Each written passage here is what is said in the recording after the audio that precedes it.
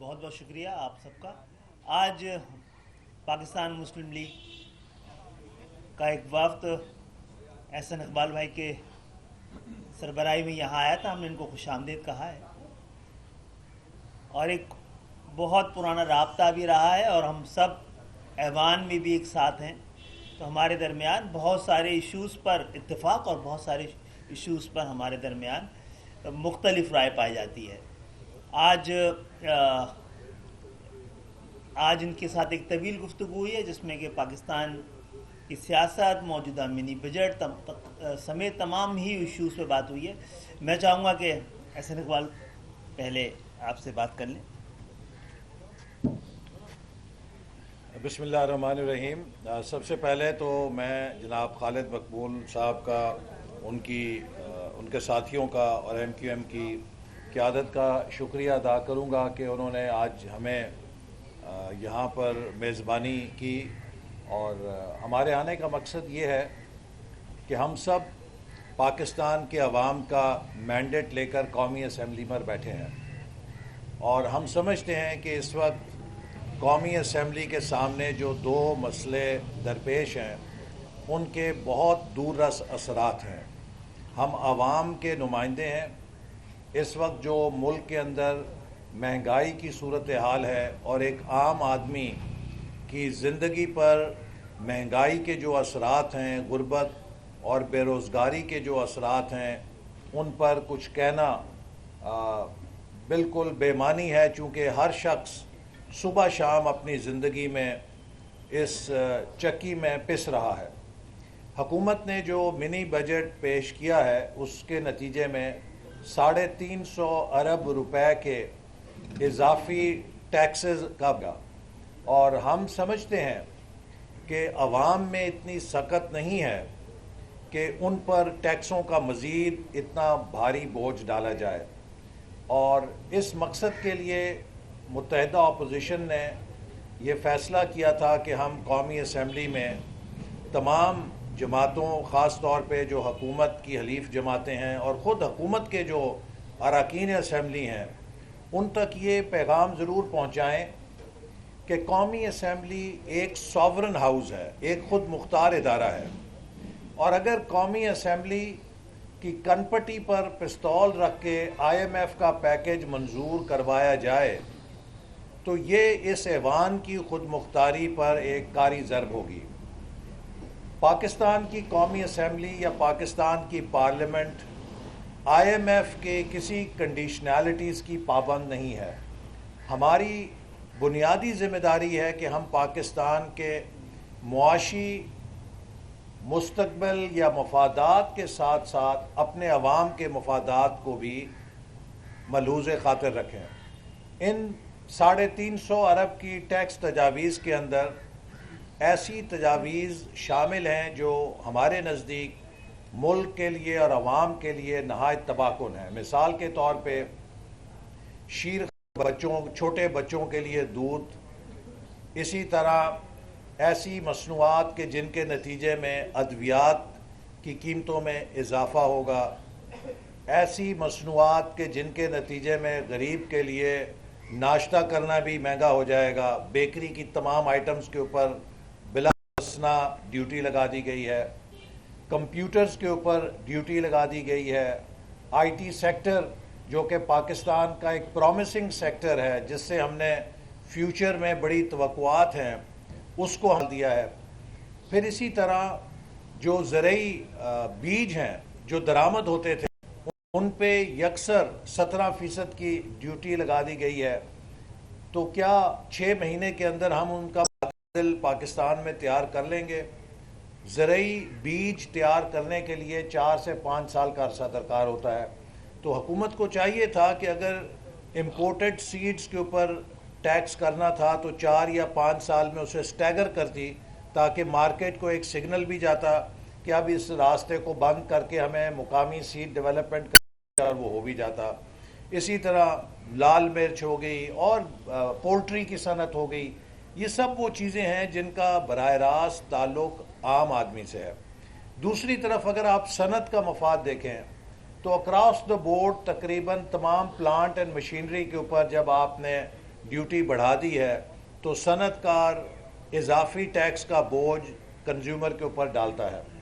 تو اس لیے اس سے پہلے کہ حکومت اس منی بجٹ کو ایوان میں پیش کرتی، ہماری سوچ یہ تھی کہ حکومت کو اس کے اوپر ایک قومی اتفاق رائے پیدا کرنا چاہیے تھا، اپوزیشن سے بھی مذاکرات کرنے چاہیے تھے اور حلیف جماعتوں کو بھی اعتماد میں لینا چاہیے تھا، تاکہ ہم کم از کم ان چیزوں کو اس بجٹ کے اندر نہ شامل ہونے دیتے جن کا عوام پر یا ملک کی معیشت پر براہ راست منفی اثر ہوگا. تو ہمارا ایک استدعا تو ایم کیو ایم کی قیادت سے یہی ہے کہ یہ بھی middle class, lower middle class اور غریب طبقوں کی نمائندگی کرتے ہیں اور ہم بھی ان کی نمائندگی کرتے ہیں.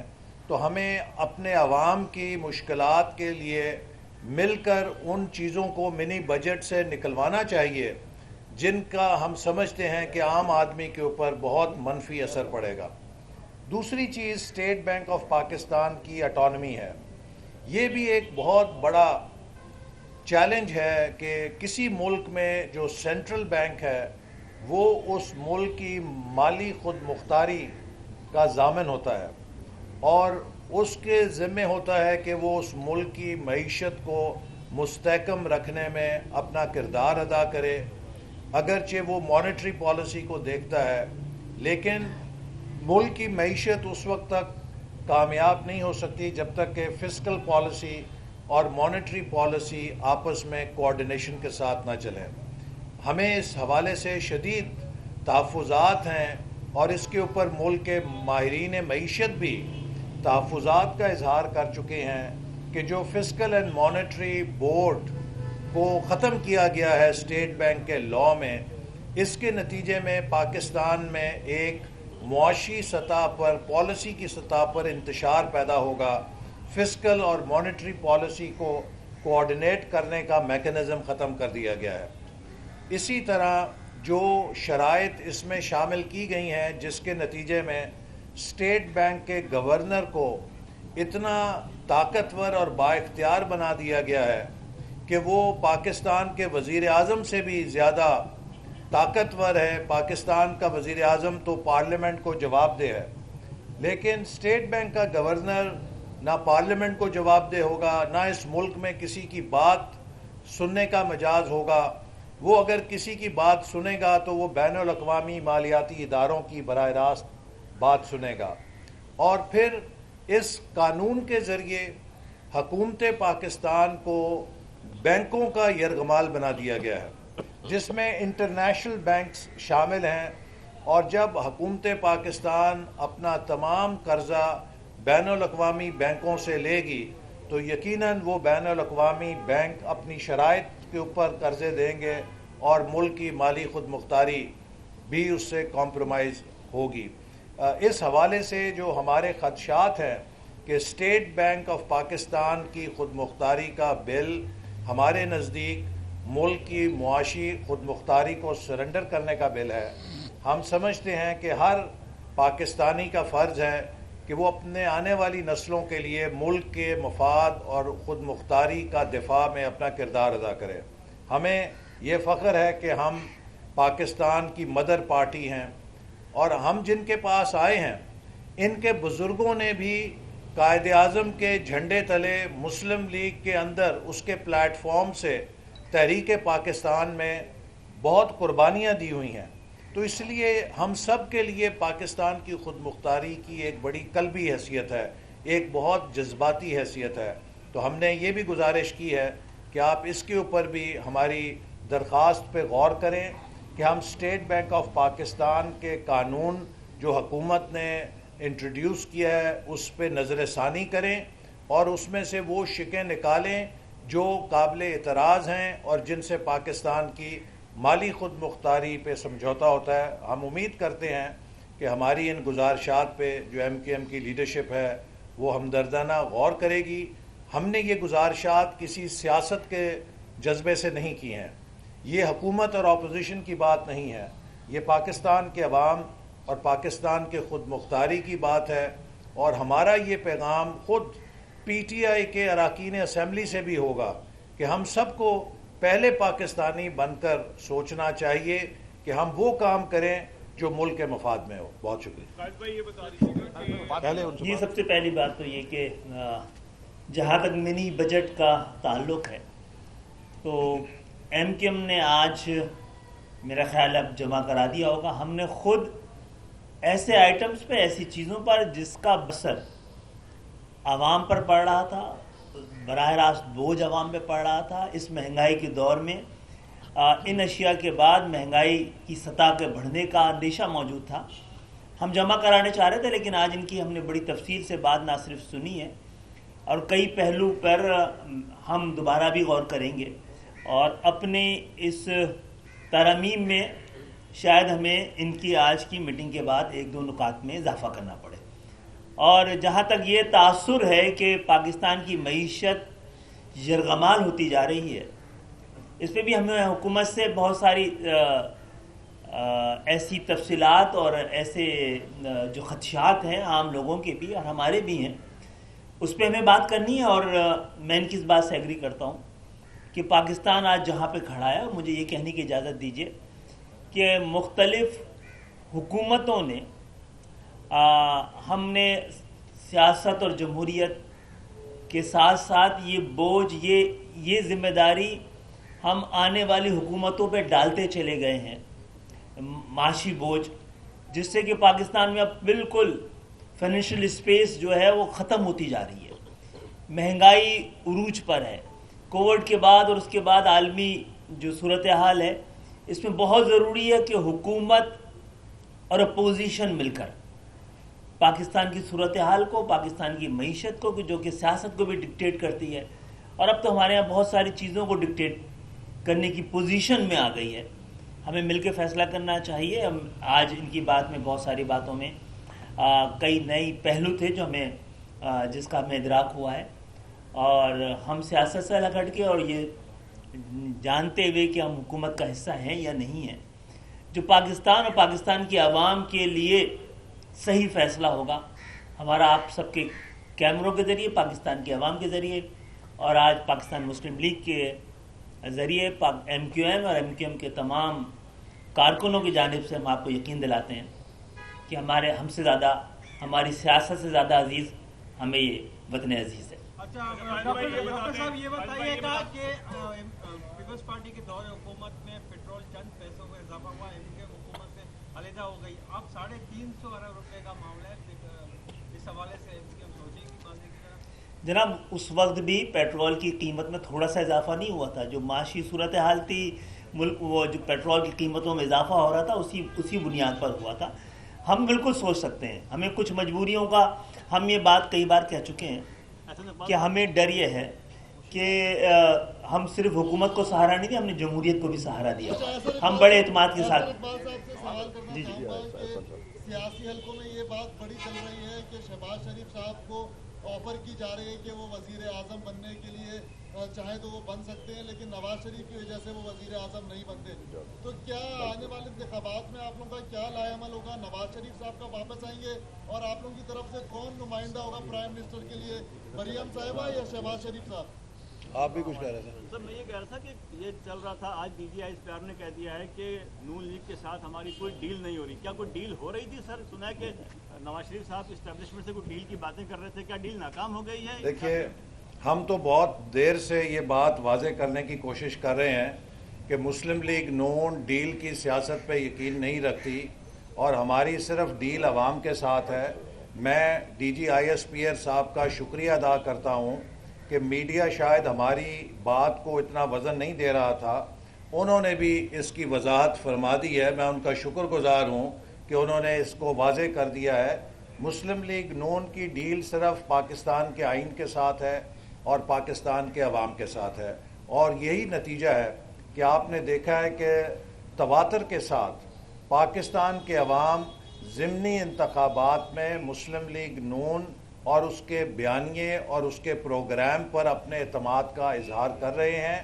اور ہم سمجھتے ہیں کہ جو ملک کا اس وقت معاشی بحران ہے، اس کا حل صرف اور صرف فوری، صاف، شفاف انتخابات ہیں چونکہ جو 2018 کا تجربہ کیا گیا تھا وہ ناکام ہو چکا ہے.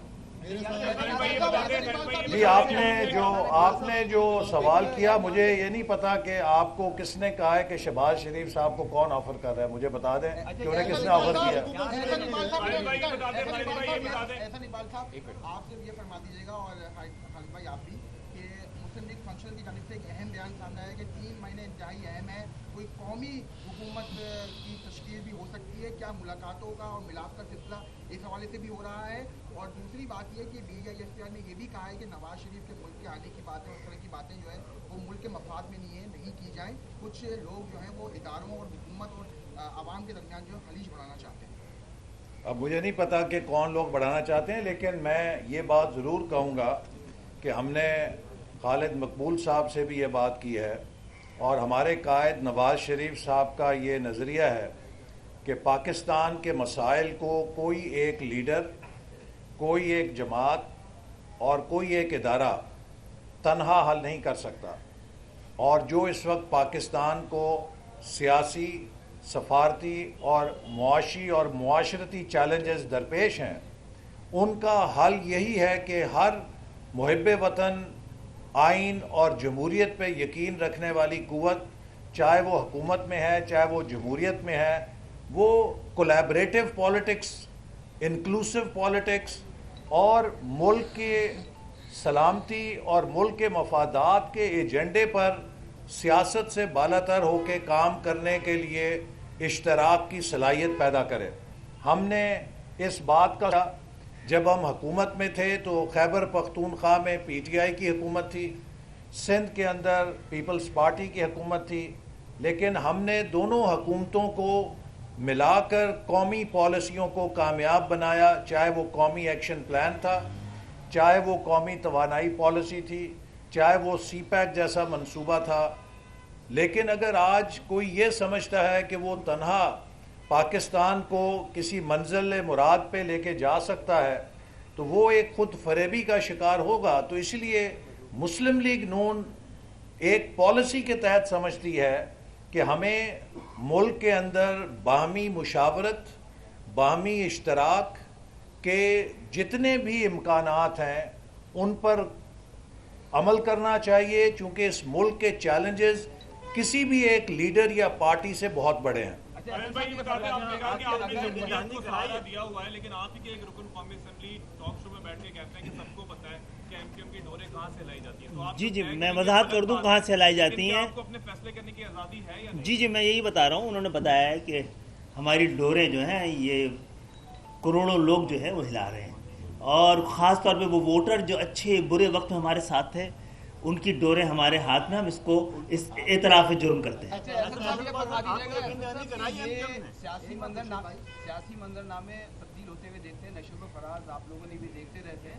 دیکھیے میں آپ کو سوال میرا یہ تھا، خسرو بختیار صاحب، سرور ایوان صاحب، اور سید ترین صاحب، یہ لوگ اگر کسی صورتحال ہوتی ہے تو یہ اگر مسلم لیگ نون کو جوائن کرتے ہیں آنے والے وقتوں میں تو کیا ان کو آپ ایکسیپٹ کریں گے؟ دیکھیے میں سمجھتا ہوں کہ موجودہ حکومت پاکستان کے حال اور مستقبل کے حوالے سے اب irrelevant ہو گئی ہے، چونکہ یہ معاشی طور پہ irrelevant ہے، سفارتی طور پہ irrelevant ہے، سیاسی طور پہ irrelevant ہے اور معاشرتی طور پہ irrelevant ہے. جب کوئی حکمران کسی بھی شعبے میں کارکردگی نہ دکھا سکے تو اس نظام نے چلنا ہوتا ہے. تو اس لیے جلد یا بدیر مجھے یقین ہے کہ اس ملک نے قائم رہنا ہے، اس ملک نے آگے بڑھنا ہے، اور اس کے لیے ایک نیا مینڈیٹ ملک کو ان معاشی اور سفارتی مسائل سے نکالنے کے لیے ناگزیر ہوگا. اور ہم چاہتے ہیں کہ اگلا الیکشن آزاد، شفاف اور منصفانہ ہو، تاکہ اس کے نتیجے میں نئے جھگڑے نہ پیدا ہوں، بلکہ پرانے جھگڑے بند کر کے ہم ملک کو ایک یکجہتی کے راستے پہ، ایک باہمی اشتراک کے راستے پر لے کے جا سکیں. سوال پہ آ جائے گا. سوال جو تھا میرا، تھینک یو. شکریہ، بہت بہت شکریہ، تھینک یو.